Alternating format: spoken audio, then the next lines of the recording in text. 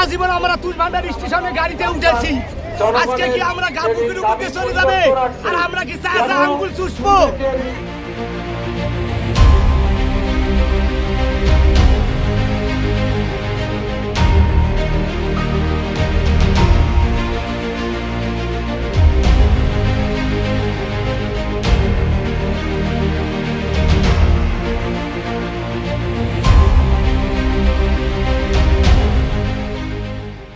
হঠাৎ কি এক ষড়যন্ত্রের কারণে এই রেলের অনলাইন টিকিট বন্ধ হয়ে গেল এবং স্টপেজটি কাকিনায় চলে গেল তা আমরা জানি না।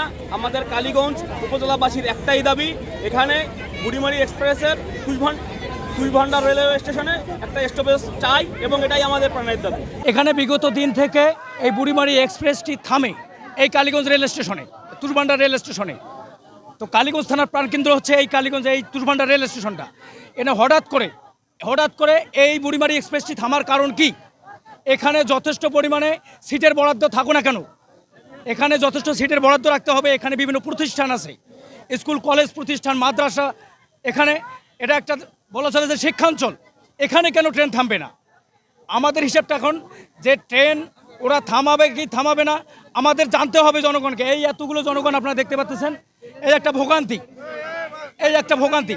আমরা কর্তৃপক্ষকে অনুরোধ করব, বিগত দিনে যেমন এখানে ট্রেন থামতো, সব রকমের ট্রেন, এখন থেকেও এই রকমের ট্রেন এখানে থামতে হবে।